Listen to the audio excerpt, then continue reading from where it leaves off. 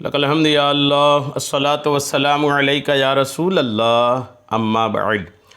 سلسلہ ہے تذکرہ اسلاف کا۔ اس مبارک سلسلے میں ہم اپنے اسلاف کا، بزرگان دین کا ذکر خیر، ان کے یوم ولادت اور عرس کی تاریخوں پر کرنے کی سعادتیں حاصل کرتے ہیں۔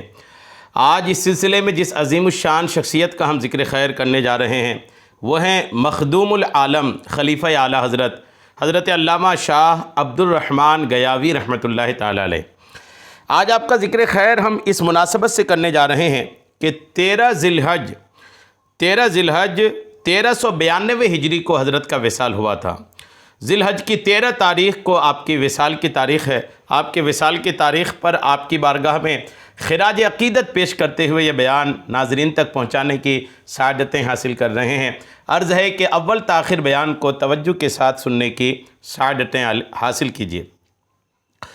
اعلیٰ حضرت امام احمد رضا قادری قدس سرہ کی علمی و روحانی صحبت نے بے شمار افراد کو نوازا، اور ان کے فیوز یافتگان میں ہند و پاک کے افراد بھی شامل ہیں، اور حرمین طیبین کے علماء بھی ہیں، عرفا بھی ہیں، درسگاہی بھی ہیں، خانقاہی بھی ہیں، سب اپنے اپنے وقت کے آفتاب و ماہتاب ہیں۔ جو ذرہ جس جگہ ہے وہیں آفتاب ہے۔ ان عظیم شخصیات میں ایک نہایت ہی معتبر، مستند اور مبارک نام ہے حضرت علامہ سید عبد الرحمن رضوی القادری منظری بہاری علیہ رحمہ کا، جنہیں اعلیٰ حضرت نے کتابوں سے پڑھایا، نگاہوں سے پلایا، اور نسبت مصطفیٰ جان رحمت کے سبب خود بھی جن کی تکریم کی اور اس کے محترم ہونے کی سند دی۔ دیکھا جائے تو بہار سے امام احمد رضا قدس سرہ کا اور امام احمد رضا قدس سرہ سے اہل بہار کا بڑا گہرا اور معتبر رشتہ ہے۔ اگر اس رشتے کو ایک موضوع کے تحت عنوانات میں تقسیم کر دیا جائے تو امام احمد رضا کے تلامذہ بہار، امام احمد رضا کے خلفائے بہار، امام احمد رضا اور مشائخ بہار، امام احمد رضا اور محققین بہار وغیرہ موضوعات سامنے آ جائیں گے، اور ان پہ یہ تحقیقی کام کی ضرورت کا بھی احساس ہوگا، کیونکہ ان تمام پہلوؤں میں سیدی اعلیٰ حضرت امام احمد رضا علیہ رحمہ کی شخصیت کے ہمہ جہت جلوے پوشیدہ ہیں۔ ان جلووں کا ایک پرکشش مجموعہ حضرت علامہ سید عبد الرحمن قادری کی مبارک ذات ہے، جن سے آج تک ہماری بے اعتنائیوں نے ہمیں دور رکھا، اور ایک طویل عرصہ تک ان کی سیرت و سوانح کے پر اثر افکار و کردار سے ہم محروم رہے۔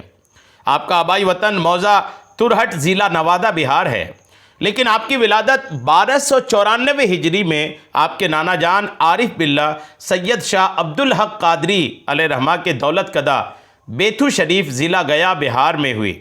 آپ کے بچپن کے زمانے ہی میں والد محترم حضرت سید شاہ عبد القادر قادری علیہ رحمہ کا وصال ہو گیا، جو کیری شریف کے قبرستان میں آسودہ خاک ہیں۔ پھر آپ کی تعلیم و تربیت حضرت نانا جان قدس سرہ کے حصے میں آئی۔ نانا جان نے بچپن میں اپنے رنگ عرفان میں آپ کی ایسی تربیت کی کہ بڑا ہو کر وہ نکھر کر کندن ہوئے۔ حضرت شاہ صاحب قبلہ کے تعلیمی مراحل کے تعلق سے ابتدائی تعلیم سے فراغت تک کی تعلیم کا باضابطہ تذکرہ عام طور پر دستیاب نہیں ہے۔ آپ کے سوانح نگار سید شاہ محمد حسنین رضا قادری مدظ اللہ العالی سجادہ نشین خانقاہ رحمانیہ کیری شریف ضلع بانکا بہار نے ایک جگہ اس تعلق سے آپ کا تذکرہ کیا ہے۔ اس تذکرے سے پتہ چلتا ہے کہ خانگی تعلیم و تربیت سے آراستہ ہو کر آپ نے سہسرام، کانپور اور بلند شہر کا رخ کیا، وہاں درس نظامی کی متوسطات تک کی تعلیم حاصل کی۔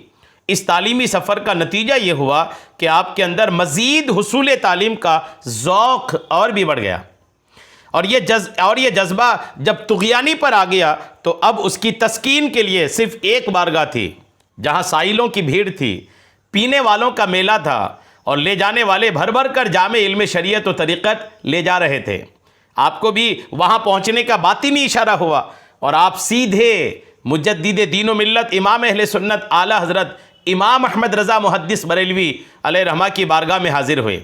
گویا اب آپ اس در تک پہنچ گئے جہاں آپ کی تشنگی، جہاں آپ کی پیاس دور ہو سکتی تھی، ہر خلش کا علاج تھا، اور جہاں آپ طبیعت کے مطابق شریعت و طریقت کا جام سیر ہو کر کے پی سکتے تھے۔ اعلیٰ حضرت امام احمد رضا علیہ رحمہ نے آپ کی تربیت کا معقول انتظام کروائے۔ پھر رفتہ رفتہ انہیں اس قابل بنا دیا کہ رضوی دارالافتاء میں آنے والے استفتاء کا جواب دینا بھی آپ کے حصے میں آ گیا۔ حضرت شاہ صاحب قبلہ نے اعلیٰ حضرت کی حیات میں ہی 1328 ہجری سے 1340 ہجری تک فتاویٰ لکھے۔ حیات اعلیٰ حضرت میں کسی کو فتاویٰ لکھنے کا موقع مل جائے، وہ بھی اعلیٰ حضرت کے دارالافتاء میں، غور کیجئے کہ اس شخصیت کی عظمت و شان کا عالم کیا ہوگا، کیا شان ہے اس شخصیت کی۔ حضرت اس پر اعلیٰ حضرت نے تصدیق فرمائی، گویا اعلیٰ حضرت نے اپنے فیض ظاہری و باطنی سے شاہ صاحب کو شریعت کا عالم اور طریقت کا عارف بنا دیا۔ یعنی جو فتاویٰ شاہ صاحب لکھتے تھے ان فتاویٰ جات پر اعلیٰ حضرت کی تصدیقات بھی ہوتی تھی۔ اعلیٰ حضرت کی تصدیقات ان فتاویٰ جات پر اور چار چاند لگانے کا کام الحمدللہ کرتے تھے۔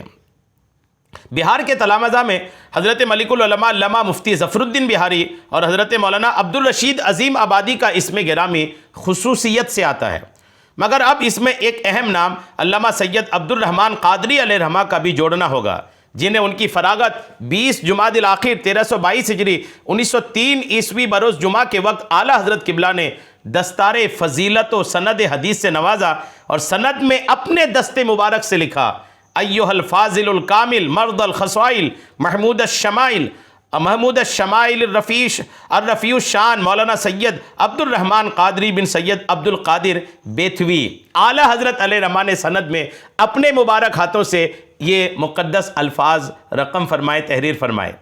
فراغت کے بعد آپ نانا جان کی قدم بوسی کے لیے حاضر ہوئے۔ 1334 ہجری 1905 عیسوی میں آپ کی والدہ ماجدہ کا انتقال ہو گیا۔